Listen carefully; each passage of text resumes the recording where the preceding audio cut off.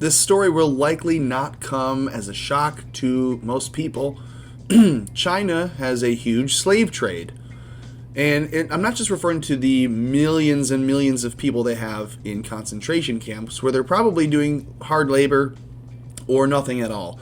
I'm referring to the hundreds of thousands and millions, really. I mean, it's probably a billion. If you think about it, the people that are in these giant manufacturers, people that work at Foxconn, or in this case in particular, the people that work cotton fields. If you thought that cotton-based slavery was over, or that was just a thing of the past, that's only true in the United States.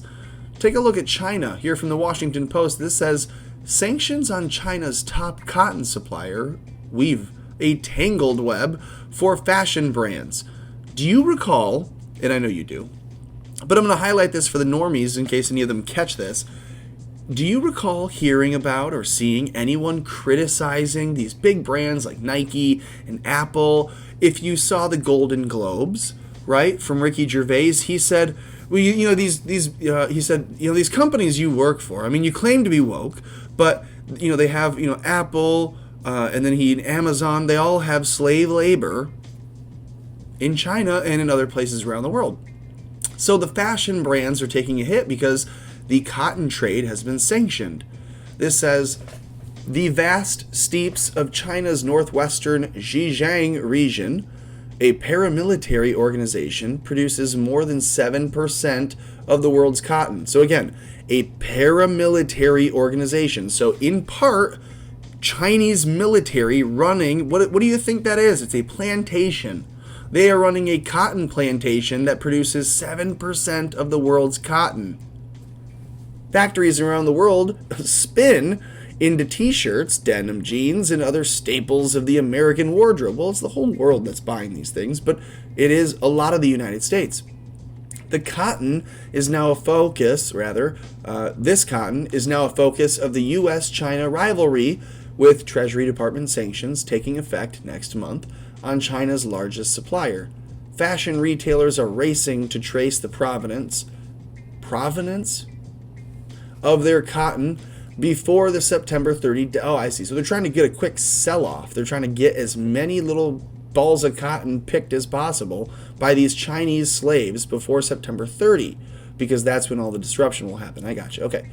Xinjiang, the cotton region, the Xinjiang cotton has become a striking example of the benefits and hazards of globalization as a business model. Okay, stop right there. Do you know anything about globalization? Have you read about globalization? Buy a book on Intro to Globalization 101.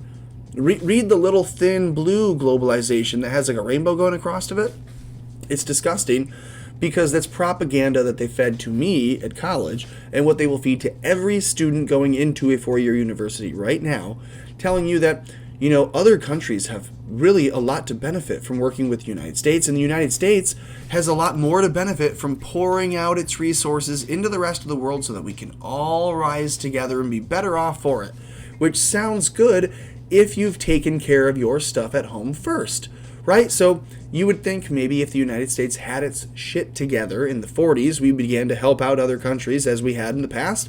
But if we kind of lose our shit, so to speak, if our shit is together and then we kind of lose track of it, we have a life of decadence. We have a life like the governor in Blazing Saddles, just kind of, oh, it's so great, everything's so wonderful.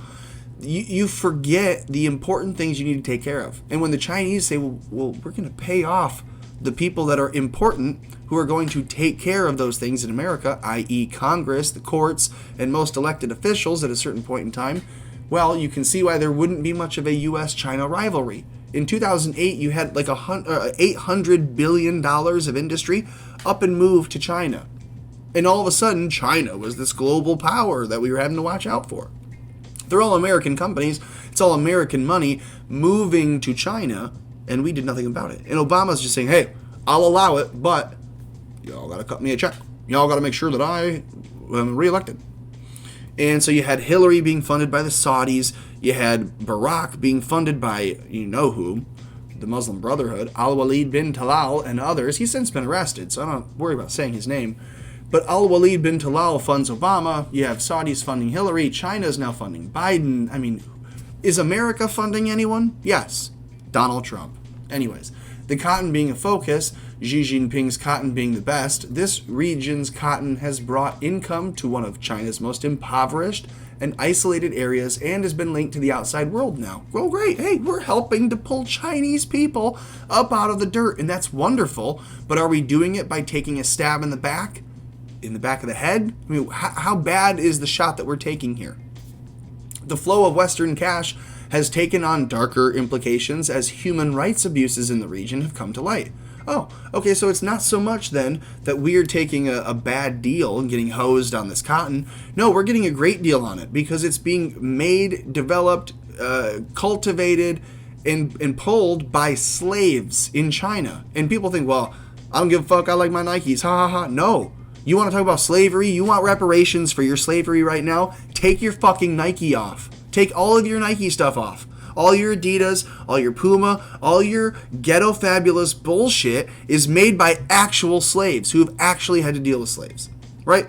Uyghur Muslims, they're there producing this. Do you think that you have a right to claim reparations from slavery hundreds of years after slavery ended in America when you're the black person in Chicago who just rioted and then looted Nike? Now you're wearing new stolen Nike gear, claiming you want reparations on Twitter, when that stuff that you stole was made by a slave. Have fun with that one. Does the left know this?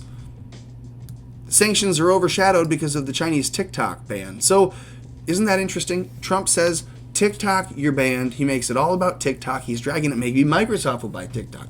Maybe someone else will buy TikTok. And it is true. TikTok's seriously dangerous. It's programming and propagandizing the young minds of Americans and Canadians and everyone alike in the Western world. That's a problem. But this is so much bigger in terms of how we look on a global scale. Everyone wants to talk about how America looks so bad on the global scale. Well, the big stupid Americans. We're always making the dumb decisions. Oh, and Trump is the perfect president to represent America because he's so stupid and he's fat and arrogant and ugly and all the other Chinese talking points. Well, here, China is still enslaving people. 7% of the world's cotton coming from one region in China that has these slaves. What the fuck? Let me know what you think of this in the comments. Like the video.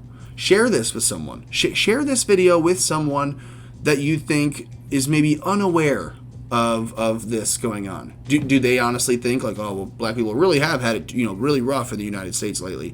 Compared to what? Compared to what? Because this is happening right now in a free world. Unbelievable. Anyways, do all of that and then do everything else that you can do to keep America afloat.